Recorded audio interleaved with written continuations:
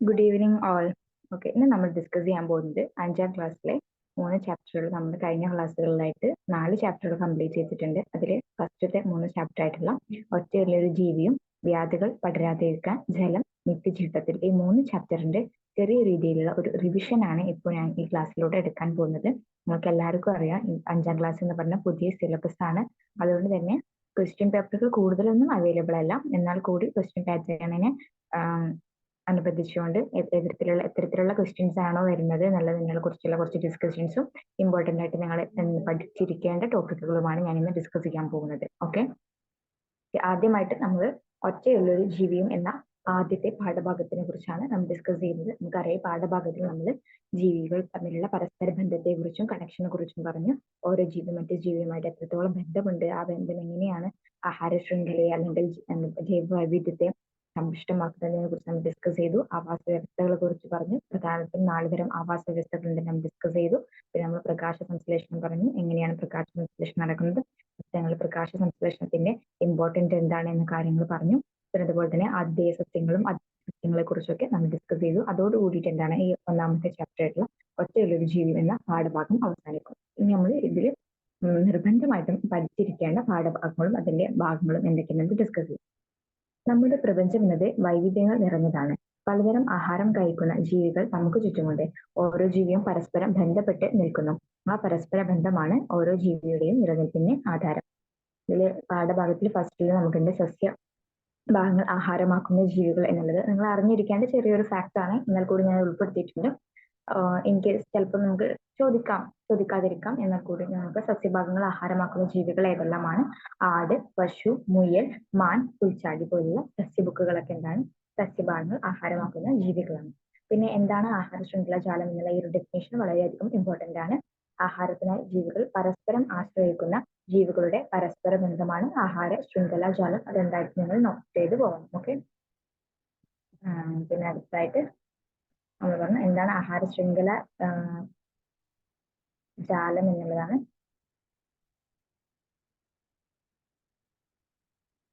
ഈ ആഹാര ശൃംഖല ജാലം ടെക്സ്റ്റില് ഇതില് ഇതുപോലെ കുറെ എക്സാമ്പിൾസ് ഉണ്ട്. ഇത് ഞാൻ വേറെ എടുത്ത എക്സാമ്പിൾ ആണ്. ആഹാര ശൃംഖല ജാലം ഇതിങ്ങനെ 3-4 എക്സാമ്പിളുകൾ എന്തുണ്ട് എടുത്തിട്ടുണ്ട്.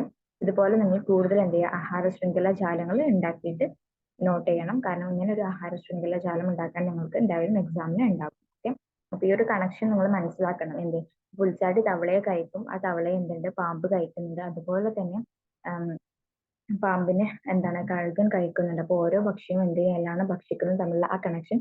ഇതുപോലുള്ള ചാർട്ടുകൾ കുറെ നിങ്ങൾ എന്ത് ചെയ്യുക, എക്സാമ്പിൾസ് ചെയ്ത് കഴിഞ്ഞാൽ നിങ്ങൾക്ക് എന്താവും, അത് തറവാകും. പിന്നെ ഇപ്പൊ ഇവിടെ പുല്ല് എന്താണ് എലി കഴിക്കുന്നുണ്ട്, എലി എന്ത് കഴിക്കുന്നുണ്ട്, കഴുകൻ കഴിക്കുന്നുണ്ട്. അതുപോലെ പിന്നെ നമ്മൾ പറഞ്ഞു എലിയെ കഴുകൻ മാത്രമല്ല മൂങ്ങ കഴിക്കുന്നുണ്ട് എന്നുള്ള കാര്യം പറഞ്ഞു. അപ്പൊ ഓരോ ജീവിയും പരസ്പരം ബന്ധപ്പെട്ട് കിടക്കുകയാണ്. ഇപ്പോൾ റാബിറ്റിന്റെ കേസിൽ നമ്മൾ എടുക്കുകയാണെങ്കിൽ റാബിറ്റിന് എന്താണ്, റാബിറ്റ് പുല്ല് കഴിക്കുന്നുണ്ട്, അതിനെ കഴുകൻ കഴിക്കുന്നുണ്ട്, അങ്ങനെ കാര്യങ്ങളൊക്കെ പറഞ്ഞു. അപ്പൊ ഓരോന്നും കണക്ട് ചെയ്ത് ഓരോ ജീവിയും ഏത് ജീവിയാണ് ഭക്ഷിക്കുന്നതെന്ന് ഈ ഇത്തരത്തിലുള്ള ശൃംഖലകൾക്ക് എന്ത് ചെയ്യാൻ നോട്ടീസ് ചെയ്യുക, എന്നിട്ട് എന്ത് ചെയ്യുക, കോപ്പി ഡൗൺ ചെയ്ത് നോട്ട് ബുക്കിൽ എഴുതുക. അപ്പൊ ഓരോന്നും ഓരോ ജീവിയും ഏതെല്ലാം ഭക്ഷണങ്ങളാണ് ബാക്കുന്നത് മനസ്സിലാക്കിയിട്ട് വലിയ വലിയ കുറേ ശൃംഖലകൾക്ക് നിങ്ങൾക്ക് ഉണ്ടാക്കാൻ സാധിക്കും. ഓക്കെ, ഇതിനെ കുറച്ച് എക്സാമ്പിൾസ് കൊടുത്തിട്ടുണ്ട്. പുല്ല് എന്താണ്, എലി കഴിക്കും, എലി എന്ത് കഴിക്കും, കുറുക്കൻ കഴിക്കും. പിന്നെ പുല്ല്, പുൽച്ചാടി, പക്ഷി എന്താവും, പാമ്പ്, പുൽച്ചാടി, തവള, പാമ്പ്. ഇതുപോലെ പരമാവധി എന്ത് ചെയ്യുക, ആഹാര ശൃംഖലകൾ ടെക്സ്റ്റ് ബുക്കിലും ധാരാളം ആഹാര ശൃംഖലകളുടെ ഭാഗമായിട്ടുള്ള ഒരു കണക്ഷൻ കൊടുത്തിട്ടുണ്ട്. അതിൽ നിന്ന് നിങ്ങൾ എന്ത് ചെയ്യുക, നോട്ട് ഡൗൺ ചെയ്തിട്ട് എടുക്കുക. ഓക്കെ, നെക്സ്റ്റ് നമ്മൾ പറഞ്ഞു ഈ പറഞ്ഞ ശൃംഖലകൾ നമ്മൾ പറഞ്ഞു കരയിലെ ഉള്ളതാണ്. അതുപോലെ തന്നെ കടലിലും ശൃംഖലകളുടെ ഒരു ശൃംഖലകൾ ഉണ്ടെന്ന് പറഞ്ഞു. ആ ശൃംഖലകളുടെ പ്രാധാന്യം എന്താന്ന് പറയണം. അതുപോലെ നമ്മൾ പ്ലവകങ്ങളെ കുറിച്ച് പറഞ്ഞിരുന്നു. ഇവിടെ നമുക്ക് നോട്ട് ചെയ്യേണ്ട കാര്യം പ്ലവകങ്ങളെ കുറിച്ചാണ്. പിന്നെ ഏതെല്ലാം ഈ പ്ലവകങ്ങൾ എന്ന് പറഞ്ഞതാണ് ഈ ഒരു ഭാഗത്ത് ഇമ്പോർട്ടന്റ് ആയിട്ട് വരുന്നത്. അതായത് നമ്മൾ കരയിലേതുപോലെ കടലിലും വൈവിധ്യമാർന്ന ഒരു ആഹാര ശൃംഖല നിലനിൽക്കുന്നുണ്ട്. കരയിലെ ഉൽപാദകരായ ഹരിത സസ്യങ്ങളെ പോലെ കടലിലും ഉൽപാദകർ നിലനിൽക്കുന്നുണ്ട്. നമുക്കറിയാം, നമ്മുടെ ഇപ്പോൾ കരയിൽ എന്താണ് ആഹാരങ്ങൾ നിർമ്മിക്കുന്ന സസ്യങ്ങളിൽ ആഹാരം നിർമ്മിക്കുന്ന ഹരിത സസ്യങ്ങൾ പ്രകാശ സംശ്ലേഷണം വഴിയാണ്. അവയെ നമ്മൾ എന്ത് വിളിക്കും, ഉൽപാദകർ എന്ന് വിളിക്കും. അതുപോലെ തന്നെ കടലിലും എന്താണ് ആഹാരം ഉൽപ്പാദിപ്പിക്കപ്പെടുന്നുണ്ട്. അവ ഏത് വഴിയാണ്, പ്ലവകങ്ങൾ വഴി നമ്മൾ പറഞ്ഞു. അതെന്താണ് പ്ലവകങ്ങൾ എന്നുള്ളത് നോട്ട് ചെയ്ത് പോകണം. പ്ലവകങ്ങൾ എന്ന് പറഞ്ഞു കഴിഞ്ഞാൽ എന്താണ് പ്ലവകങ്ങൾ എന്നുള്ളത് എന്താണ് നിങ്ങൾ നോട്ട് ചെയ്തിട്ട് പോകണം. ഓക്കെ, ഈ ഒരു ഇത് നിങ്ങൾ ടെക്സ്റ്റ് ബുക്കിൽ ഒരു ടാബിൾ കൊടുത്തിട്ടുണ്ട്. അതൊന്നും ഞാൻ നോട്ട് ഡൗൺ ചെയ്തിട്ടുള്ള ആഹാര ശൃംഖലയാണ്. പ്ലവകങ്ങൾ എന്ന് പറഞ്ഞാൽ സസ്യങ്ങളെ പോലെ തന്നെയാണ് പ്ലവകങ്ങൾ. അവ എന്താണ്, ചെറുമീനുകൾ കഴിക്കും. ചെറുമീനുകൾ എന്ത് കഴിക്കും? മത്തി കഴിക്കും. പിന്നെ സസ്യങ്ങൾ കടലാമ, സ്രാവ്. ഓക്കെ. ഈ പ്ലവകങ്ങൾ എന്ന് പറഞ്ഞാൽ എന്താ വെച്ചാൽ ജലാശയങ്ങൾ സുഗന്ധമായിട്ട് ഒഴുകി നടക്കുന്ന ഒരുതരം സസ്യങ്ങളാണ് പ്ലവകങ്ങൾ എന്ന് പറഞ്ഞത്. അപ്പോൾ ഇതിനൊരു ക്വസ്റ്റ്യൻ ചോദിക്കാം, എന്താണ് പ്ലവകങ്ങൾ? പ്ലവകങ്ങൾ സമുദ്രത്തിന്റെ ആഹാര ശൃംഖലയിൽ പ്ലവകങ്ങൾക്കുള്ള പ്രാധാന്യം എന്തെന്ന് ചോദിക്കും. അപ്പൊ നിങ്ങൾക്ക് സിമ്പിൾ ആയിട്ട് ആൻസർ ചെയ്യാം. പ്ലവകങ്ങൾ എന്ന് പറഞ്ഞാൽ എന്താണ്? ജലാശയങ്ങൾ സുദൃഢമായിട്ട് ഒഴുകി നടക്കുന്ന സസ്യങ്ങളാണ് പ്ലവകങ്ങൾ എന്ന് പറഞ്ഞു. നമ്മുടെ കരയിലേത് പോലെ തന്നെ ഉൽപാദനം, അതായത് ആഹാര നിർമ്മാണത്തിന് സഹായിക്കുന്ന ഉൽപാദകരാണ് പ്ലവകങ്ങൾ. അപ്പൊ എന്താണ്, സമുദ്രത്തിൽ ഉണ്ടാകുന്ന സമ്പത്തിനെ എന്താണ് നിലനിർത്താൻ ആർക്ക് സഹായിക്കും? പ്ലവകങ്ങൾക്ക് സഹായിക്കും. അതുവഴി എന്താണ്, ഒരു വലിയൊരു ആഹാര ശൃംഖല നിലനിർത്താനും ആർക്ക് സഹായിക്കുന്നുണ്ട്? പ്ലവകങ്ങൾക്ക് സഹായിക്കുന്നുണ്ട് എന്ന് പറഞ്ഞ് നമുക്ക് എന്ത് ചെയ്യാം? സാധൂകരിക്കാം. അങ്ങനെ സാധൂകരിക്കാനുള്ള രൂപത്തിലുള്ള ക്വസ്റ്റ്യൻസ് ഒക്കെ നിങ്ങൾക്ക് വരാവുന്നതാണ്. ഇത് അതിന് എക്സാമ്പിൾ. ഓക്കെ. ജീവികളുടെ നിലനിൽപ്പിന് ആവശ്യമായിട്ട് നമ്മൾ പറഞ്ഞു, ഒരു ജീവിയുടെ നിലനിൽപ്പിന് ആവശ്യമായിട്ടുള്ള പ്രധാന ഘടകങ്ങൾ എന്തെല്ലാമാണെന്നുള്ള കാര്യം പറഞ്ഞു. സൂര്യപ്രകാശം ആവശ്യമാണ്, ജലം ആവശ്യമാണ്, ആഹാരം ആവശ്യമാണ്, വായു. ഇതായിട്ട് പ്രധാനമായിട്ടും ആവശ്യമായിട്ടുള്ള ഘടകങ്ങളാണെന്ന് പറഞ്ഞു. അപ്പൊ അതിന്റെ ഇമ്പോർട്ടന്റ് കാര്യങ്ങൾ എന്ത് ചെയ്യുക, നിങ്ങൾ മനസ്സിലാക്കി വെക്കണം. ഓക്കെ. നെക്സ്റ്റ് നമ്മൾ പറഞ്ഞു ആവാസ വ്യവസ്ഥ. ആവാസ വ്യവസ്ഥ എന്ന് പറഞ്ഞാൽ എന്താണ്? നിരവധി ജീവികളുടെ നിലനിൽപ്പിനെ ആധാരമാക്കുന്ന ഇടങ്ങളാണ് വാസസ്ഥലങ്ങൾ എന്ന് പറഞ്ഞാൽ ഓരോ ജീവിക്കും അതിന്റെ നിലനിൽപ്പിന് ആവശ്യമായ രീതിയിൽ വ്യത്യസ്തങ്ങളായിട്ടുള്ള ആവാസ വ്യവസ്ഥകൾ നിലനിൽക്കുന്നുണ്ട് എന്ന് പറഞ്ഞ് നമ്മുടെ ടെക്സ്റ്റ് ബുക്കിൽ ഈ ആവാസ വ്യവസ്ഥകളുടെ ഭാഗങ്ങളായിട്ട് എന്താണ്, പുൽമേടുകൾ, മരുഭൂമി, ഹിമപ്രദേശം, കണ്ടൽ തീരങ്ങൾ, മലഞ്ചെരുവുകൾ, ഇനിയും കുറെ ആവാസ വ്യവസ്ഥകളുണ്ട്. ഇമ്പോർട്ടന്റ് ആയിട്ടുള്ള ആവാസ വ്യവസ്ഥകളാണ് ഇവിടെ പറഞ്ഞിട്ടുള്ളത്. ഈ ഒരു ആവാസ വ്യവസ്ഥയുടെ ഭാഗത്ത് നിങ്ങൾ ശ്രദ്ധിക്കേണ്ട കാര്യങ്ങൾ എന്ന് വെച്ചാൽ ആവാസ വ്യവസ്ഥകൾ നിങ്ങൾ പഠിക്കുക. ഓക്കെ. നമ്മൾ പറഞ്ഞു ആവാസ വ്യവസ്ഥകളായിട്ടുള്ള പുൽമേടുകളുണ്ട്. ഈ പുൽമേടുകളിൽ ഏതെല്ലാം ജീവികളാണ്, ഇത്തരത്തിലുള്ള ജീവികളാണ് അവിടെ ജീവിക്കുന്നതൊക്കെ. പുൽമേടുകൾ നമുക്ക് ആദ്യം നമുക്കറിയാം സസ്യബുക്കുകളായിരിക്കും. സസ്യങ്ങളെ ആഹാരമാക്കുന്നവരാണ് പുൽമേടുകളിൽ ജീവിക്കുക.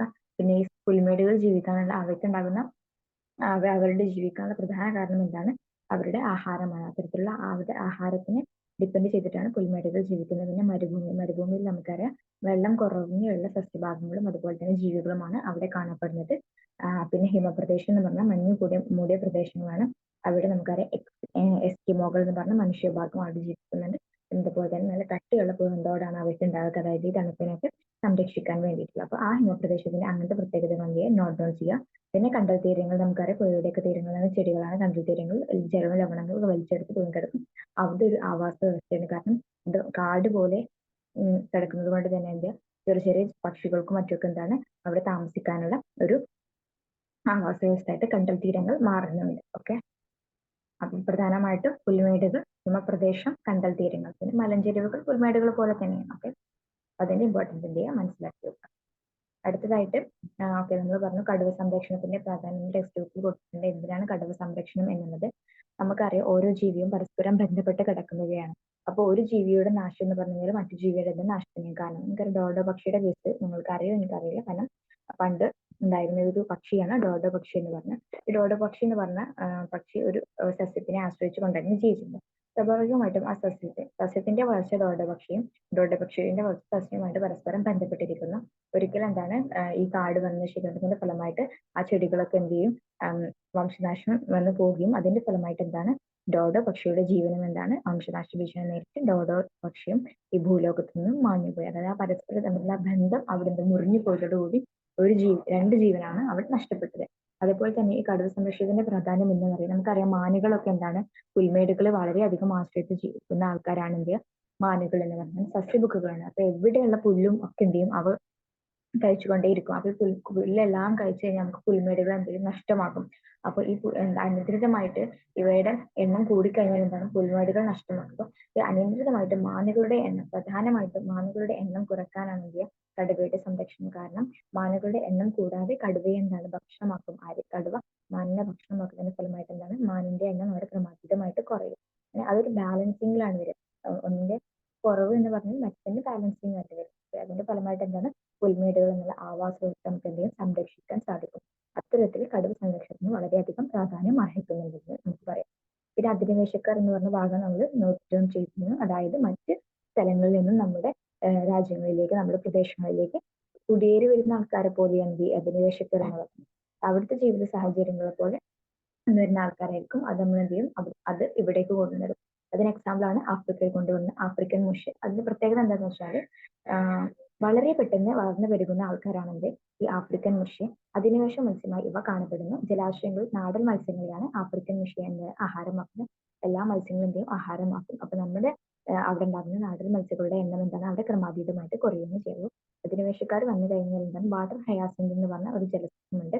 അതും ഇതുപോലെ തന്നെ എന്താണ്, നമ്മുടെ ജലസ്രോതസ്സുകൾ എന്താണ് ഫുള്ളി അത് പെട്ടെന്ന് വളർന്ന് ജലസ്രോതസ്സുകളുടെ മറ്റു സസ്യങ്ങളുടെ വളർച്ചയ്ക്ക് എന്താണ് അവിടെ തടസ്സമായിട്ട് വരികയാണ്. അപ്പോൾ അപ്പോഴും അധിനിവേശക്കാർ എന്താണ് നമുക്ക് ദോഷകരമായിട്ടാണ് ബാധിക്കുന്നത്. ആ ഒരു ക്വസ്റ്റ്യൻ ഒരു പക്ഷേ ചോദിക്കാം. ഗതയിലുണ്ട്, നാട്ടിലെ കുളത്തിലേക്ക് ആഫ്രിക്കൻ മുഷി എത്തിയാൽ ആ അവസ്ഥന് എന്ത് സംഭവിക്കും എന്നുള്ളത് ഈ പറഞ്ഞ കാരണങ്ങൾ വെച്ചത് എക്സ്പ്ലെയിൻ ചെയ്താൽ മതി. ഓക്കെ, ഇതും ഇതുപോലെ തന്നെ ഭക്ഷ്യശൃംഖലയാണ്. നിങ്ങളുടെ ടെക്സ്റ്റ് ബുക്കിൽ ധാരാളം ഭക്ഷ്യശൃംഖലകൾ കൊടുത്തിട്ടുണ്ട്. അതൊക്കെ നിങ്ങൾ എന്ത് ചെയ്യുക, ഇങ്ങനെ ആഹാര ശൃംഖലകൾ ഉണ്ടാക്കി എഴുതി നോക്കണം. ഇത് ഞാൻ കുറച്ചെണ്ണം പറഞ്ഞിട്ടുണ്ട്. പുല്ല്, പുഴു, കോഴി, കുറുക്കൻ, കഴുകൻ. പുല്ല്, പുൽച്ചാടി, തവള, പാമ്പ്, കഴുകൻ.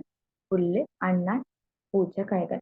ഈ ആഹാര ശൃംഖലയിലെ അവസാനത്തെ കണ്ണി കണ്ടുപിടിക്കാനാണ് പറഞ്ഞിട്ടുള്ളത്. ഈ അവസാനത്തെ കണ്ണി കൊണ്ട് ഉദ്ദേശിക്കുന്നത് നമുക്ക് എന്താ വെച്ചാൽ നമുക്ക് പറയാം.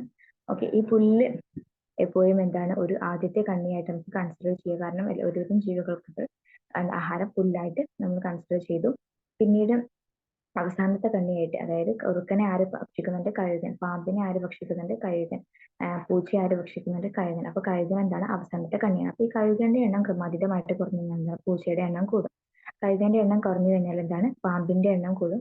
അതുപോലെ തന്നെ കുറുക്കന്റെ എണ്ണം കൂടും. അപ്പൊ ഈ അവസാനത്തെ കണ്ണിക്ക് വളരെയധികം പ്രാധാന്യമുണ്ട്. അപ്പൊ ആ ഒരു അവസാനത്തെ കണ്ണി കുറഞ്ഞു കഴിഞ്ഞാൽ എന്താണ് അതിന്റെ തൊട്ടടുത്തുള്ള ശൃംഖലയിലെ കണ്ണികൾ എന്താണ് അവിടെ ക്രമാതീതമായിട്ട് കൂടുകയാണ് ചെയ്യുക. അപ്പൊ അവയെ നിയന്ത്രിക്കാനുള്ള ആൾക്കാർ എന്തായാലും അവിടെ ഉണ്ടാകുമല്ലോ. ഓക്കെ, അതാണ് അവിടെ പറഞ്ഞിട്ടുള്ളത്. അവസാനത്തെ കണ്ണ് തിരിച്ചറിയാൻ നല്ലത് ടെക്സ്റ്റ് ബുക്കിൽ ഒരു പട്ടികയുണ്ട്. പിന്നെ നമ്മൾ പറഞ്ഞത് അടുത്ത് പ്രകാശ സംശ്ലേഷണം എന്ന് പറഞ്ഞ ടോപ്പിക്കാണ്. പ്രകാശ സംശ്ലേഷണം എന്താണെന്ന് പറഞ്ഞാൽ സസ്യത്തിലെ ആഹാരം നിർമ്മിക്കാൻ ഉപയോഗിക്കുന്ന ഒരു മാർഗമാണിത്. പ്രകാശ സംശ്ലേഷണം എന്ന് പറയുന്നത് കാർബൺ ഡൈ ഓക്സൈഡ്, ജലം എന്നിവ ഉപയോഗിച്ച് സസ്യങ്ങൾ ആഹാരം നിർമ്മിക്കുന്നു. സൂര്യപ്രകാശത്തിൽ നിന്നുള്ള ഊർജ്ജമാണ് ഇതിന് ഉപയോഗിക്കുന്നത്. ഇതിനെ പ്രകാശ സംശ്ലേഷണം എന്ന് പറയുന്നു. ഇലകളിലെ ഹരിതകം എന്ന വർണ്ണക വസ്തുവാണ് സസ്യങ്ങളിൽ ആഹാര നിർമ്മാണത്തിന് സഹായിക്കുന്നത്. ഇതിന്റെ ഫലമായി ഓക്സിജനും ഗ്ലൂക്കോസും നിർമ്മിക്കുന്നു. അപ്പൊ എന്താണ് പ്രകാശ സംശ്ലേഷണം എന്ന് ചോദിക്കാം. കാർബൺ ഡൈ ഓക്സൈഡും ജലവും ലവണവും ഉപയോഗിച്ച് സൂര്യപ്രകാശത്തിന്റെ സഹായത്തിൽ സസ്യങ്ങളിൽ ആഹാരം നിർമ്മിക്കുന്ന പ്രക്രിയയാണ് പ്രകാശ സംശ്ലേഷണം എന്ന് പറഞ്ഞാൽ. അതിലുപയോഗിക്കുന്ന ഹരിതകം അതിലുപയോഗിക്കുന്ന വർണ്ണകമാണ് ഹരിതകം എന്ന് പറഞ്ഞ വർണ്ണകം അഥവാ ക്ലോറോഫിൽ എന്ന് നമുക്കതിനെ പറയാം. ഓക്കെ, ഈ പ്രകാശ സംശ്ലേഷണത്തിന്റെ ഫലമായിട്ട് ഉണ്ടാകുന്ന ബൈ പ്രൊഡക്റ്റ് അല്ലെങ്കിൽ ഫലമായിട്ട് ആൾക്കാർ ഏതൊക്കെയാണ്? അതിന്റെ ഫലമായിട്ട് ഓക്സിജനും പിന്നെന്താണ് ഗ്ലൂക്കോസുമാണ് നിർമ്മിക്കപ്പെടുന്നത്. പിന്നെ ഇത് കൂടാതെ എന്ന് പറഞ്ഞാൽ ഹരിതകം എന്ന് വർണ്ണകം കൂടാതെ, ഹരിതകം എന്നാണ് പച്ച നിറം നൽകും ഇലകൾക്കും. അതുകൂടാതെ ചുവപ്പായിട്ടുള്ള ആന്തോസയാനിൻ, ഓറഞ്ച് കാരോട്ടിൻ എന്ന് പറഞ്ഞ ചുവപ്പ് ആന്തോസയാനിൻ, ഓറഞ്ച് കാരോട്ടിൻ, പിന്നെ മഞ്ഞ എന്ന് പറഞ്ഞ സാന്തോഫിൽ എന്ന് പറഞ്ഞ 3 വർണ്ണകങ്ങൾ കൂടിയുണ്ട്. സാന്തോഫിൽ, മഞ്ഞ, കാരോട്ടിൻ, ഓറഞ്ച് എന്ന് പറഞ്ഞ ക്യാരറ്റ്, ഓറഞ്ച്. അത് കണക്ട് ചെയ്താൽ മതി. കാരോട്ടിൻ, ഓറഞ്ച്, മഞ്ഞ, സാന്തോഫിൽ, ചുവപ്പ്, ആന്തോസയാനിൻ, പിന്നെ ഹരിതകം എന്ന് പറഞ്ഞ പച്ചനിറം നൽകുന്നു. ഈ 4 വർണ്ണകങ്ങളെ കുറിച്ചിട്ട് നിങ്ങൾ മനസ്സിലാക്കിയിരിക്കും. ഇതില് പ്രൈമറി ആയിട്ടുള്ള ആൾക്കാർ ആരാണെങ്കിൽ ക്ലോറോഫിൽ, സോറി ഹരിതകം, അത് പച്ചനിറം നൽകും. ബാക്കിയുള്ളത് എന്താണ് സെക്കൻഡറി ആയിട്ടുള്ള മഞ്ഞ, സാന്തോഫിൽ, ചുവപ്പ്, ആന്തോസയാനിൻ, ഓറഞ്ച്, കാരോട്ടിൻ. ഈ ഒരു പ്രോസസ്സാണ് ഇവിടെ പറഞ്ഞിട്ടുള്ളത്. കാർബൺ ഡൈ ഓക്സൈഡും സൺലൈറ്റും വാട്ടർ ഉപയോഗിച്ചിട്ടുള്ള ആഹാരം നിർമ്മിക്കുന്നു. അതിന്റെ ഫലമായിട്ട് ഓക്സിജനും എന്താണ് ഗ്ലൂക്കോസും ഉണ്ടാക്കുന്നു. ഈ പ്രോസസ്സാണ് ഫോട്ടോസിന്തസിസ്. വാതക വിനിമയം നടക്കുന്നത് എന്താണ്? സ്റ്റൊമാറ്റോ വഴിയാണ്. അപ്പൊ എന്താണ് സ്റ്റൊമാറ്റോ സസ്യങ്ങളിൽ എങ്ങനെയാണ് വാതകത്തിന്റെ വിനിമയം നടക്കുന്നത് ചോദിക്കാം. അതെന്താണ്? സ്റ്റൊമാറ്റോ വഴിയാണ്. അപ്പൊ സ്റ്റൊമാറ്റോന്റെ ഇമ്പോർട്ടൻസ് നിങ്ങൾ മനസ്സിലാക്കി വെക്കാം. ഓക്കെ, നമ്മൾ പറഞ്ഞു ഓരോ ജീവികളും പരസ്പരം ആശ്രയിച്ചുകൊണ്ട് ജീവിക്കുന്നുണ്ടെന്ന്, അതുപോലെ തന്നെ സസ്യങ്ങളും പരസ്പരം ആശ്രയിച്ചുകൊണ്ട് ജീവിക്കുന്നുണ്ടെന്ന് പറഞ്ഞു. അതിന് എക്സാമ്പിളുകളും കാര്യങ്ങളാണ്. ഓക്കെ, ചെറിയ വേരുകൾ, മരവായ നമുക്കറിയാം മരവായ നമ്മള് മാവ് മരത്തിലൊക്കെ എന്താണ് മരവായ പറ്റിപ്പിടിച്ച് വളർന്ന് നമുക്ക് കാണാൻ സാധിക്കും. അതെന്ന് പറഞ്ഞാൽ ഒരുതരം ബന്ധമാണ് അല്ലെങ്കിൽ ശൃംഖലയാണ് നമുക്ക് പറയാം. കട്ടി കൂടിയ വേരുകൾ അന്തരീക്ഷത്തിൽ നിന്ന് ഈർപ്പം വലിച്ചെടുക്കുകയാണ് ചെയ്യുന്നത്. വാസസ്ഥലത്തിനായിട്ട് അവിടെ ആതിഥേയ സസ്യങ്ങളെ ആശ്രയിക്കും. അതായത് മരവാഴക്ക് നിൽക്കാൻ സ്ഥലമില്ല, അപ്പൊ അതിന്റെ ഫലമായിട്ട് മാവിനെ ആശ്രയിക്കും. അവിടെ വാസസ്ഥലത്തിന് ആയിട്ട് ആതിഥേയ സസ്യങ്ങളെ ആശ്രയിക്കും. ആതിഥേയ സസ്യം എന്ന് പറഞ്ഞാൽ ഇവിടെ മാവാണ്, ആശ്രയിക്കുന്നത് മരവാഴയാണ്. അപ്പോൾ വാസസ്ഥലത്തിനായി ആതിഥേയ സസ്യങ്ങളെ ആശ്രയിക്കുന്നു. ഇത്തരത്തിലുള്ള സസ്യങ്ങളെ നമ്മൾ എന്ത് വിളിക്കും? എപ്പിഫൈറ്റുകൾ എന്ന് വിളിക്കും. ഓർക്കിഡുകൾ എന്താണ്? ഒരു എപ്പിഫൈറ്റുകൾക്ക് ഉദാഹരണമാണ്. അപ്പൊ എപ്പിഫൈറ്റുകൾ എന്ന് പറഞ്ഞാൽ എന്താണെന്ന് ചോദിക്കാം. അതായത് വാസസ്ഥലത്തിനായിട്ട് സസ്യങ്ങളെ ആതിഥേയ സസ്യത്തെ ആശ്രയിക്കുന്നവയാണ് എപ്പിഫൈറ്റുകൾ. അതിന് 2 എക്സാമ്പിൾ ആണ് ഓർക്കിഡ് ആൻഡ് മരവാഴ. എന്താണ് എപ്പിഫൈറ്റുകൾ? വാസസ്ഥലത്തിനായിട്ട് ആതിഥേയ സസ്യങ്ങളെ ആശ്രയിക്കുന്നു. ഇത്തരം സസ്യങ്ങളാണെങ്കിൽ എപ്പിഫൈറ്റുകൾ എന്ന് പറഞ്ഞു കഴിഞ്ഞാൽ ഓർക്കിഡുകൾ എന്താണ്? എപ്പിഫൈറ്റുകൾക്ക് ഉദാഹരണമാണ്. പിന്നെ അടുത്തായിട്ട് എന്താണ് എപ്പിഫൈറ്റ് എന്നുള്ള ക്വസ്റ്റ്യൻ അവിടെ പറയാം. ഓക്കെ, പിന്നെ അതുപോലെ തന്നെ ആതിഥേയ സസ്യത്തിന് നമ്മൾ വാസസ്ഥലത്തിനാണ് ആതിഥേയ സസ്യത്തിന് ഉപയോഗിക്കുന്നത്, അതിനെ എപ്പിഫൈറ്റുകൾ എന്നും. എന്നാൽ ആതിഥേയ സസ്യത്തിൽ നിന്ന് ജലവും ലവണവും വലിച്ചെടുത്ത് ഇത്തിൽ കണ്ണി സ്വയം ആഹാരം നൽകുന്നു. ജലവും ലവണങ്ങളാണ് വലിച്ചെടുക്കുന്നത്, അതിനെ എന്ത് വിളിക്കും? അർദ്ധപരാഗങ്ങൾ എന്ന് വിളിക്കും. അതിന് എക്സാമ്പിൾ ഇത്തിൽ കണ്ണി. പിന്നെ നമ്മൾ പറഞ്ഞു ആതിഥേയ സസ്യത്തിന് പോഷക ഘടകങ്ങളാണ് വലിച്ചെടുക്കുക എന്നുണ്ടെങ്കിൽ അതിനെന്താണ്? പോഷകഘടകങ്ങൾ വലിച്ചെടുക്കും. അത്തരത്തിലുള്ളതിനെ പൂർണ്ണ പരാഗങ്ങൾ എന്ന് വിളിക്കും. അതിന് എക്സാമ്പിൾ ആണ് മൂടില്ലാത്തളി. അപ്പൊ ഈ 3 പോയിന്റുമാണ് ഇതിൽ ഇമ്പോർട്ടന്റ് ആയിട്ടുള്ളത്. നമ്മൾ പറഞ്ഞു അർദ്ധപരാഗം, പൂർണ്ണപരാഗം, എപ്പിഫൈറ്റുകൾ, അതിന്റെ എക്സാമ്പിളുകൾ നോട്ട് ഡൗൺ ചെയ്യാം. ഓക്കെ, അതോടുകൂടി ആ ചാപ്റ്റർ കഴിഞ്ഞ ചാപ്റ്ററിൽ പ്രധാനമായിട്ടും അത്ര കാര്യങ്ങളാണ് നിങ്ങൾ എന്ത് ചെയ്യുക മനസ്സിലാക്കേണ്ടത്. അതിന്റെ ക്വസ്റ്റ്യൻ വരുന്ന രീതി ഞാൻ പറഞ്ഞിട്ടുണ്ട്. വ്യാധികൾ പടരാതിരിക്കാൻ എന്ന പാഠഭാഗത്തിൽ നമ്മൾ പലതരം രോഗങ്ങളെ കുറിച്ചും ആ രോഗങ്ങൾ എങ്ങനെയെല്ലാമാണ് പകരുന്നത് എന്നതിനെ കുറിച്ചുമാണ് ഡിസ്കസ് ചെയ്തത്. പിന്നെ എങ്ങനെയാണ് രോഗം പകരുന്നത്, രോഗകാരികളെ കുറിച്ച് പഠിച്ച്, രോഗങ്ങൾ പകരുന്നതിനെ കുറിച്ചൊക്കെ നമ്മൾ ഡിസ്കസ് ചെയ്തിട്ടുണ്ട്. എന്താണ് മഹാമാരി, അതുപോലെ തന്നെ എന്താണ് പകർച്ചവ്യാധി എന്ന് നമ്മൾ പറഞ്ഞു. എന്താണ് പകർച്ചവ്യാധി? ഒരാളിൽ നിന്ന് മറ്റൊരാളിലേക്ക് പകരുന്ന രോഗമാണ് പകർച്ചവ്യാധി. എന്നാൽ പകർച്ചവ്യാധികൾ മറ്റു രാജ്യങ്ങളിലേക്കോ ഭൂഖണ്ഡങ്ങളിലേക്കോ വ്യാപിക്കുകയാണെങ്കിൽ അതിനെ എന്ത് വിളിക്കാം? മഹാമാരി എന്ന് വിളിക്കാം. ഇവിടെ ഒരു കറക്ഷൻ ഉണ്ട് കേട്ടോ.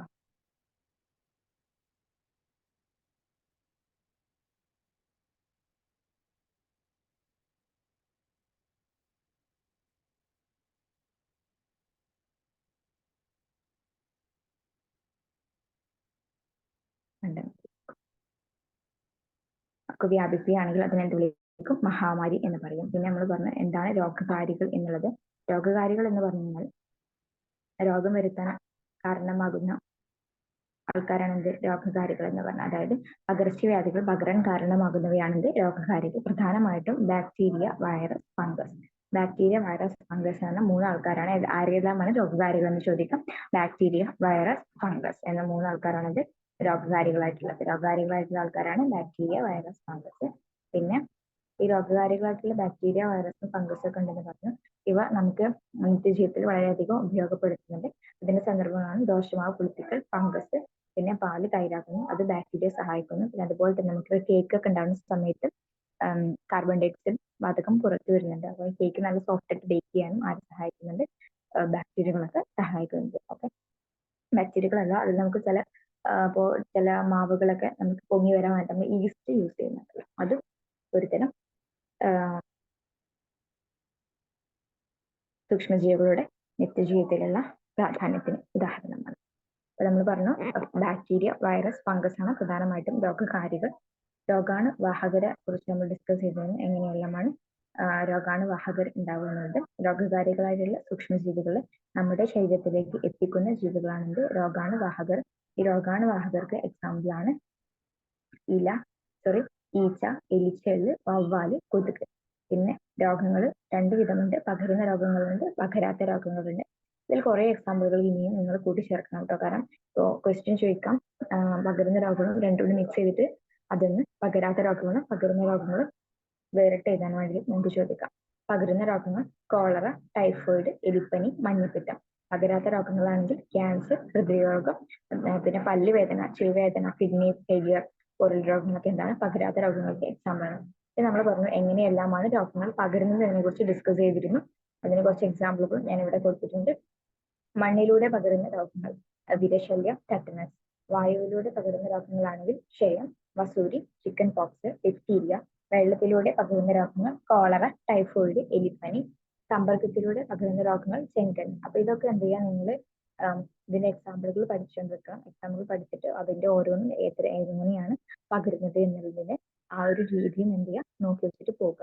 കാരണം ഇത് പട്ടികയായിട്ട് നിങ്ങൾക്ക് ഒരു ടാബിൾ തരാനുള്ള ചാൻസ് ഉണ്ട്. കാരണം എല്ലാ അസുഖങ്ങളും തരും. അതിൽ നിന്ന് നമ്മൾ എന്ത് ചെയ്യുക, പകരുന്ന രോഗങ്ങൾ എടുക്കുക, പകരാത്ത രോഗങ്ങൾ എടുക്കാനുണ്ടാവും. അതുപോലെ തന്നെ ഏതെല്ലാം രോഗങ്ങളും അത് എങ്ങനെയാണ് പകരുന്നത് എന്ന് പട്ടികപ്പെടുത്താനൊക്കെ ചോദിക്കാം. ഓക്കെ, ഇതൊക്കെ ഇത്രയും കാലം നമ്മൾ ജീവികളുടെ പകർച്ചവ്യാധികളെ കുറിച്ചാണ് പറഞ്ഞത്. അതുപോലെ തന്നെ സസ്യങ്ങൾ പ്രധാനമായിട്ടും 3 നിങ്ങൾക്ക് പഠിക്കാനുള്ളൂ. നെല്ലില് തവിട്ട്, ഇലപ്പുള്ളി, പയറിലെണ്ണ, മൊസൈക്ക് രോഗം, തെങ്ങില് കൂമ്പുചീക്കൽ. അത് 3 കാര്യങ്ങൾ നിങ്ങൾ അങ്ങനെ പഠിച്ചു വെക്കാം. പിന്നെ നമ്മൾ പറഞ്ഞ രോഗപ്രതിരോധ ശേഷി എന്ന് പറഞ്ഞാൽ നമ്മുടെ ശരീരത്തിലേക്ക് രോഗാണുക്കൾ പ്രവേശിച്ചാൽ അവയെ നിയന്ത്രിക്കാനും ചെറുത്ത് നിൽക്കാനുമുള്ള ആ കഴിവിനെ സ്വാഭാവികമായിട്ട് നമ്മുടെ ശരീരത്തിൽ ഉണ്ടാകുന്ന ആ കഴിവാണ് എന്ത്, സ്വാഭാവിക പ്രതിരോധ ശേഷി എന്ന് പറഞ്ഞാൽ. ഈ പ്രത്യേക പ്രതിരോധ കുത്തിവയ്പ്പുകൾ വഴിയാണ് നമുക്ക് പ്രതിരോധ ശേഷി ഉണ്ടാകുന്നത് എന്നെങ്കിൽ അത് നമ്മൾ എന്ത് വിളിക്കും, ആർജിത രോഗ പ്രതിരോധ ശേഷി എന്ന് വിളിക്കും. അപ്പൊ എന്താണ് സ്വാഭാവിക പ്രതിരോധ ശേഷി, എന്താണ് ആർജിത രോഗ പ്രതിരോധ ശേഷി, അവ തമ്മിലുള്ള വ്യത്യാസം എന്താണെന്ന് നമുക്ക് ചോദിക്കാം. ഒരു സ്വാഭാവിക രോഗ പ്രതിരോധ ശേഷി എന്ന് പറഞ്ഞാൽ നമുക്ക് എന്താണ്, ജന്മന ഉണ്ടാകുന്നതാണ്, നമ്മുടെ ശരീരം നമുക്ക് തന്നെ നൽകുന്നതാണ് സ്വാഭാവിക രോഗ പ്രതിരോധ ശേഷി. എന്നാൽ ആർജിത രോഗ പ്രതിരോധ ശേഷി എന്ന് പറഞ്ഞാൽ എന്താണ്, നമുക്ക് പ്രതിരോധ കുത്തിവയ്പ്പുകൾ വഴി ലഭിക്കുന്ന പ്രതിരോധ ശേഷിയാണ് ആർജിത രോഗ പ്രതിരോധ ശേഷി എന്ന് നമുക്കതിനെ ഡിസ്കസ് ചെയ്യാം. അപ്പൊ അതൊക്കെ നിങ്ങൾക്ക് ഓക്കെ, നമുക്ക് അത് തമ്മിലുള്ള വ്യത്യാസം എന്ത്, അത് വ്യത്യാസം സാധൂകരിക്കുക എന്ന് പറഞ്ഞ 2 മാർക്ക് ക്വസ്റ്റ്യൻസ് അതിൽ വരാം. പിന്നെ പാഠഭാഗത്തിൽ വാക്സിനേഷൻ്റെ ഒരു ചാർട്ട് കൊടുത്തിട്ടുണ്ട്. അത് നിങ്ങൾ എന്ത് ചെയ്യുക, ക്ലിയർ ആയിട്ട് പഠിച്ചിട്ട് പോവുക. അതിന് ചെറിയ ചെറിയ ക്വസ്റ്റ്യൻസ് ഒക്കെ ചോദിക്കാം. അപ്പോൾ ജനന സമയത്ത് എടുക്കുന്ന വാക്സിനുകൾ ഏതെല്ലാമാണെന്ന് ചോദിക്കാം. അപ്പൊ അതെന്ത് ചെയ്യുക, നിങ്ങൾ നല്ലോണം തറ പോവുക. അതുപോലെ തന്നെ ഇതിന്റെ BCG എന്ന് പറഞ്ഞാൽ ബാസിലസ് കാൽമേറ്റ്, അതിന്റെ ഫുൾ ഫോം എന്ത് ചെയ്യുക നിങ്ങൾ മനസ്സിലാക്കി വെക്കാം. OPV ഓറൽ പോളിയോ വാക്സിൻ, പിന്നെ HEPB അഥവാ ഹെപ്പറ്റൈറ്റിസ് ആണ്, FAPV polio vaccine fractional dose, RVV rota virus vaccine, PCV pneumococcal conjugate vaccine, MR അഥവാ measles rubella vaccine, DPT diphtheria pertussis tetanus vaccine, TD tetanus. Okay, ഇതിൽ പ്രധാനമായിട്ട് നമുക്കൊരു വിശകലന കുറിപ്പായിട്ട് ചോദിക്കാനുള്ള ഒരു ക്വസ്റ്റ്യൻ ആണ്. രോഗങ്ങളിൽ നിന്നും മുക്തി നേടാൻ വ്യക്തി ശുചിത്വം മാത്രം മതിയോ, അതിൽ സാമൂഹിക ശുചിത്വത്തിന്റെ പ്രസക്തി എന്ത്, കാരണം വ്യക്തമാക്കി നിങ്ങളുടെ പ്രസ്താവന സാധൂകരിക്കും വിധം വിശകലന കുറിപ്പ് തയ്യാറാക്കുക. ഇങ്ങനെ ഒരു ക്വസ്റ്റ്യൻ ചോദിക്കുന്നു എനിക്ക് തോന്നുന്നുണ്ട്. കാരണം എന്താ വെച്ചാൽ ഈ പാഠഭാഗം പഠിച്ചു കഴിഞ്ഞാൽ നിങ്ങൾ മനസ്സിലാക്കേണ്ട ഒരു കാര്യമാണ്, വ്യക്തി ശുചിത്വം മാത്രമാണ് രോഗങ്ങൾ പകരാൻ കാരണമാകുന്നത്. അതുപോലെ തന്നെ സാമൂഹിക ശുചിത്വം എത്രത്തോളം പ്രാധാന്യമുണ്ട് എന്നുള്ളതിന്റെ സാധൂകരിക്കും. അത് ഞാൻ ആ ചാപ്റ്റർ എടുത്ത സമയത്ത് ഡിസ്കസ് ചെയ്തിട്ടുണ്ട്. അത് ഓർമ്മയില്ലാത്തവർ അതൊന്നുകൂടി നോട്ട് ചെയ്തിട്ട് എന്ത് ചെയ്യാം, ഒരു വിശകലന കുറിപ്പ്, ചെറിയ രീതിയിൽ ഒരു വിശകലന കുറിപ്പ് ഉണ്ടാക്കാം. ഇതിൽ പ്രധാനമായിട്ട് നമ്മൾ കൺസിഡർ ചെയ്യുന്ന കാര്യങ്ങൾ എന്ന് വെച്ചാൽ വ്യക്തി ശുചിത്വത്തിന്റെ ഇമ്പോർട്ടൻസിനെ കുറിച്ച് പറയാം. അതുപോലെ തന്നെ സാമൂഹിക ശുചിത്വത്തിന്റെ ഇമ്പോർട്ടൻസും പറയാം. ഇത് രണ്ടും ആവശ്യമാണ്, എന്നാലേ നമുക്ക് രോഗങ്ങളിൽ നിന്നും മുക്തി നേടാൻ കഴിയൂ എന്ന് പറഞ്ഞ് നമ്മൾ അതിനെ സാധൂകരിക്കുന്നതോട് കൂടി ആ കുറിപ്പ്, വിശകലന കുറിപ്പ് റെഡിയാവും. ഓക്കെ, അങ്ങനെ എഴുതിയാണ് ആൻസർ കറക്റ്റ് ആവുള്ളൂ കേട്ടോ. അടുത്തത് 3ാമത്തെ ചാപ്റ്റർ ആയിട്ടുള്ള ജലം നിത്യജീവിതത്തിൽ. അപ്പൊ ജലത്തിന്റെ പ്രാധാന്യത്തെ കുറിച്ച് പറയുന്ന ചാപ്റ്റർ ആണിത്, ജലം നിത്യജീവിതത്തിൽ എന്നുള്ളത്. നമുക്ക് ജലത്തിന്റെ ആവശ്യകത നമ്മൾ പറഞ്ഞു. പിന്നെ ജലത്തിന്റെ പ്യൂരിഫിക്കേഷൻ എന്ന് പറഞ്ഞിട്ട് ചാപ്റ്ററിന്റെ ഫസ്റ്റിൽ അത് കൊടുത്തിട്ടുണ്ട്. അത് ജസ്റ്റ് ഒന്ന് നോട്ട് ചെയ്യുക. അത്ര വലിയ ഇമ്പോർട്ടൻ്റ് ഒന്നല്ല, നിങ്ങളൊന്ന് ജസ്റ്റ് നോക്കാം കേട്ടോ.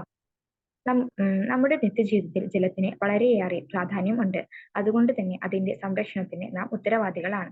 മനുഷ്യ ശരീരത്തിലെ ഒരു പ്രധാന ഘടകമാണ് ജലം. എല്ലാ ശാരീരിക പ്രവർത്തനങ്ങൾക്കും അത്യാവശ്യമായിട്ടുള്ള ഒരു ഘടകമാണ് ജലം. സസ്യങ്ങളിൽ ജലത്തിന്റെ പ്രാധാന്യം എന്താണെന്നാണ് ചോദിച്ചിട്ടുള്ളത്. ഓക്കെ, ആഹാരത്തെ ഇലകളിൽ നിന്നും സസ്യത്തിന്റെ വിവിധ ഭാഗങ്ങളിലേക്ക് എത്തിക്കുന്നു. ആഗിരണം ചെയ്ത ലവണങ്ങൾ ഇലകളിൽ എത്തിക്കുന്നു. സോറി, നിങ്ങൾ വായിക്കുന്ന സമയത്ത് ഇവിടെ കറക്റ്റ് ചെയ്യണം. ഞാനത് വിട്ടുപോയതാണ്. ഇവിടെ സസ്യ ശരീരത്തിന്റെ ഘടന നിലനിർത്തുന്നതിന് എന്നാണ് ടെക്സ്റ്റ് ബുക്കിലുള്ള പോയിന്റ് ആണിത്. ഓക്കെ, അവിടെ അത് ഓൾറെഡി ടെക്സ്റ്റ് ബുക്കിലുള്ള പോയിന്റ് ആണ്. നിങ്ങൾ എന്ത് ചെയ്യുക, ടെക്സ്റ്റ് ബുക്ക് ഒരു സമശരീരത്തിൽ നിന്നല്ല സസ്യ ശരീരത്തിനാണ്. സോറി,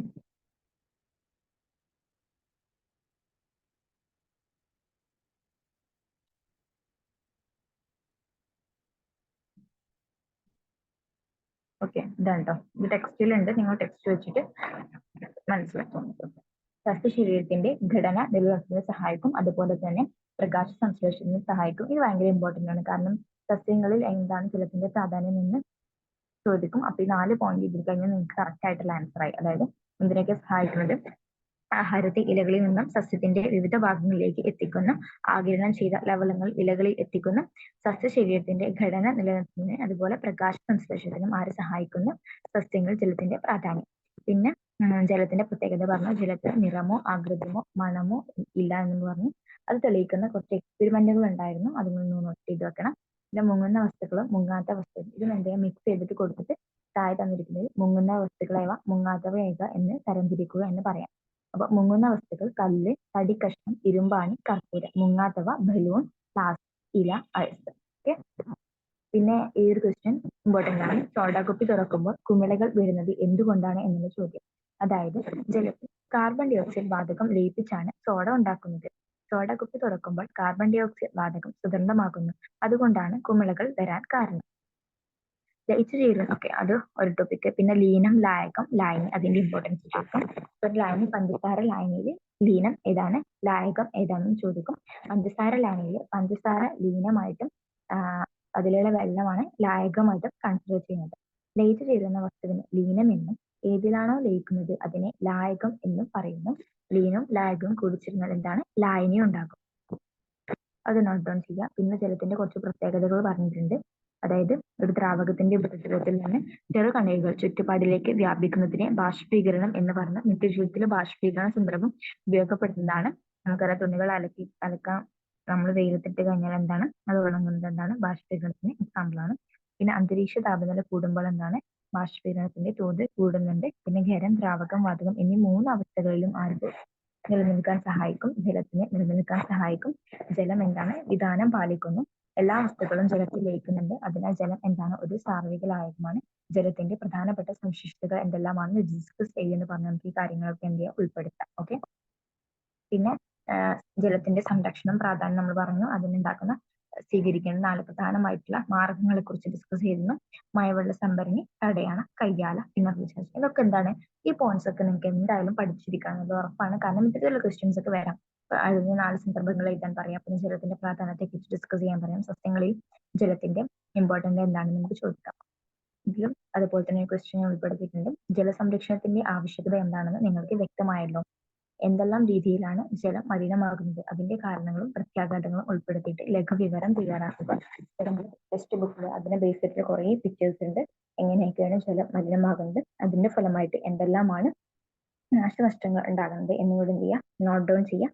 എന്നിട്ട് എന്ത് ചെയ്യുക, ഒരു കുറിപ്പുണ്ട്. അപ്പൊ കാരണം അതൊരു അവസാന ഒരു ലഘുവിവരണമായിട്ടൊക്കെ ഡിസ്കസ് ചോദിക്കാനുള്ള ചാൻസ് ഉണ്ട്. ഓക്കെ. പിന്നെ ചിലപ്പോൾ ഒരു പോസ്റ്റർ നിർമ്മിക്കാനൊക്കെ പറയാം. ജല മലിനീകരണം തടയുന്നതിന് ബോധവൽക്കരിക്കുന്നതിനായിട്ട് ഒരു പോസ്റ്റർ നിർമ്മിക്കുക. അതുപോലെ തന്നെ രോഗപ്രതിരോധ ശേഷി, രോഗങ്ങൾ വരാതിരിക്കാൻ ഇതാക്കാൻ വേണ്ടി എന്ത് ചെയ്യുക, ഒരു പോസ്റ്റർ നിർമ്മിക്കുക. പോസ്റ്റർ നിർമ്മാണം, ലഘുവിവരണം ഒക്കെ എന്ത് ചെയ്യുക, നമ്മൾ നോട്ട് ഡൗൺ ചെയ്ത് പോവുക. അതൊക്കെ സാധാരണഗതിയിൽ ചോദിക്കുന്ന ക്വസ്റ്റ്യൻസ് ആണ്. പിന്നെ അതുപോലെ തന്നെ നമ്മൾ രോഗങ്ങളുടെ കേസിൽ പകരുന്ന രോഗങ്ങളെയും പകരാത്ത രോഗങ്ങളെയും തരംതിരിക്കാനുള്ള ഒരു ക്വസ്റ്റ്യൻ വരാം. പിന്നെ മുങ്ങുന്ന വസ്തുക്കൾ, മുങ്ങാത്ത വസ്തുക്കളെ കുറിച്ച്. അപ്പൊ നിങ്ങൾ പ്രധാനമായിട്ടും ഈ ഒരു നോട്ടിൽ കൊടുത്തുള്ള കാര്യങ്ങൾ നിങ്ങൾ എന്തായാലും പഠിക്കണം. അതിന് പുറമെ ഇതിലുള്ള എക്സാമ്പിൾസിൽ എന്ത് ചെയ്യുക, കൂടുതൽ നോക്കിയിട്ട് പോവാം. സോ വളരെ സിമ്പിൾ ആയിട്ട് നമുക്ക് എന്ത് ചെയ്യാം, അപ്പൊ എക്സാം എഴുതാം. ഇതാണ് ഇന്നത്തെ ഈ ഒരു റിവിഷൻ സെക്ഷനോട് ഞാൻ ഉദ്ദേശിച്ചിട്ടുള്ളത്. ഈ 3 ചാപ്റ്ററിലും പ്രധാനപ്പെട്ട ടോപ്പിക്കുകൾ ഞാൻ ഒന്നുകൂടി എന്ത് ചെയ്തിട്ടുണ്ട്, കവർ ചെയ്തിട്ടുണ്ട്. അപ്പൊ ഈ ഏരിയ നിങ്ങൾ എന്ത് ചെയ്യുക, ഫോക്കസ് ചെയ്തിട്ട് പോകണം. ഓക്കെ.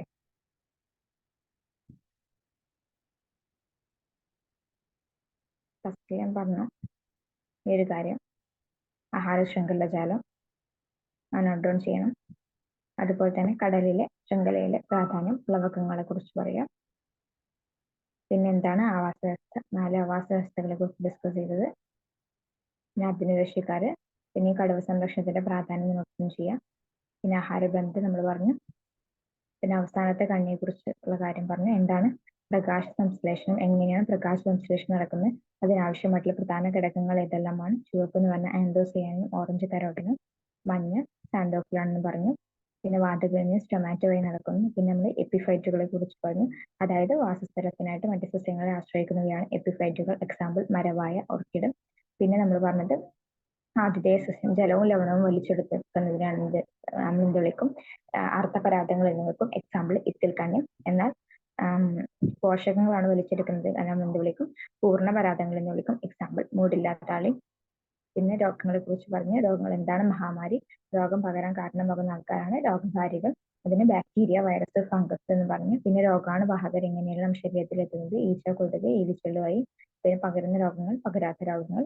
പിന്നെ ഏതെല്ലാം വഴിയിലൂടെയാണ് രോഗങ്ങൾ പകരുന്നത്? മണ്ണിലൂടെയുണ്ട്, വായുവിലൂടെയുണ്ട്, വെള്ളത്തിലൂടെയുണ്ട്, സമ്പർക്കത്തിലൂടെയുണ്ട്. പിന്നെ സസ്യങ്ങളിലെ പകർച്ചവ്യാധികളെ കുറിച്ച് നമ്മൾ പറഞ്ഞു. നെല്ല്, പയറ്, തെങ്ങ് പോലുള്ളവർക്ക്. പിന്നെ എന്താണ് രോഗപ്രതിരോധ ശേഷിയും ആർജിത രോഗപ്രതിരോധ ശേഷിയും സ്വാഭാവിക രോഗപ്രതിരോധ ശേഷിയും തമ്മിലുള്ള വ്യത്യാസം ഡിസ്കസ് ചെയ്യണം. പിന്നെ ഈ ഒരു വാക്സിനേഷന്റെ ചാർട്ടിൽ കൊടുത്തിട്ടുള്ള ഈ കാര്യങ്ങൾ പഠിച്ചിരിക്കുക. പിന്നെ രോഗങ്ങളിൽ മുക്തി നേടാൻ വ്യക്തിശുചിത്വം മാത്രമാണ് ആവശ്യം. സാമൂഹിക ശുചിത്വത്തിന്റെ പ്രാധാന്യം കൂടി ഡിസ്കസ് ചെയ്യുന്ന തരത്തിൽ എന്ത് ചെയ്യുക? ഒരു ലഘു വിവരണം അല്ലെങ്കിൽ ഒരു വിശകലനം കുറിച്ച് തയ്യാറാക്കുക. പിന്നെ ഈ ജലം നിത്യജീവിതത്തിൽ എന്നുള്ളത് ജലത്തിന്റെ പ്രാധാന്യത്തെ കുറിച്ച് നമ്മൾ പറയുന്നുണ്ട്. അതിൽ സസ്യങ്ങളിൽ എങ്ങനെയാണ് ജലത്തിന്റെ പ്രാധാന്യം എന്ന് ഡിസ്കസ് ചെയ്യുക. ആഹാരത്തെ ഇലകളിൽ നിന്നും സസ്യത്തിന്റെ വിവിധ ഭാഗങ്ങളിലേക്ക് എത്തിക്കുന്നതിനും സഹായിച്ചു. ടെക്സ്റ്റിൽ കൊടുത്തിട്ടുള്ള അതേ സെയിം പോയിന്റ് ഞാൻ നോട്ട് ഡൗൺ ചെയ്തതാണ്. ഓക്കെ. പിന്നെ ആഗിരണം ചെയ്ത ലവണങ്ങൾ ഇലകളിൽ എത്തിക്കുന്നുണ്ട്. സസ്യ ശരീരത്തിന്റെ ഘടന നിലനിർത്തുന്നതിനും പ്രകാശ സംശ്ലേഷത്തിനും ഉപയോഗിക്കുന്നു. പിന്നെ സോഡ കുപ്പി തുറക്കുന്ന സമയത്ത് കുമിളകൾ വരുന്നതിന്റെ റീസൺ നമ്മൾ പറഞ്ഞു. കാർബൺ ഡയോക്സൈഡ് വാതകമാണ് അതിന് കാരണം. പിന്നെ ലീനും ലായകം ലയിച്ചു ചേരുന്നുണ്ടെന്നല്ലോ ലായനി ഉണ്ടാകും എന്ന് പറഞ്ഞു. അതുപോലെ തന്നെ ബാഷ്പീകരണം, അതിന്റെ പ്രത്യേകത താപനില കൂടുമ്പോൾ ബാഷ്പീകരണത്തിന്റെ തോത് കൂടുന്നു. പിന്നെ ജലത്തിൽ ലയിക്കുന്നത് കൊണ്ട് ജലം ഒരു സാർവിക ലായകമാണ്. ജലം അമൂല്യമാണ്. അതിന്റെ സംരക്ഷണത്തിനായിട്ട് മഴവെള്ള സംഭരണികൾ, തടയണകൾ, കയ്യാലകൾ, കിണർ റീചാർജിംഗ് എന്ന മെത്തേഡുകളൊക്കെ എന്ത് ചെയ്യുക? നമ്മൾ യൂസ് ചെയ്യാം. പിന്നെ ജലം സംരക്ഷണത്തിന്റെ ആവശ്യകത മനസ്സിലാക്കിക്കൊണ്ട് അതിനെ അനുഭവിക്കുന്ന തരത്തിൽ ഒരു കുറിപ്പ് തയ്യാറാക്കുക. അതിന്റെ മലിനീകരണം, അതിന്റെ സംരക്ഷണം.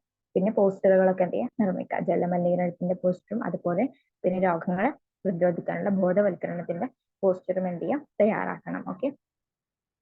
ഇതോടുകൂടി ചാപ്റ്ററിന്റെ 3 ചാപ്റ്ററിന്റെ റിവിഷൻ കഴിഞ്ഞിട്ടുണ്ട്. അടുത്ത ചാപ്റ്റർ ആയിട്ടുള്ള ജീവനുള്ള വിത്തുകൾ എന്ന പാഠഭാഗത്തിന്റെ റിവിഷൻ അടുത്ത ക്ലാസ്സുകളിൽ കൊടുക്കാം. ഓക്കെ. Thank you.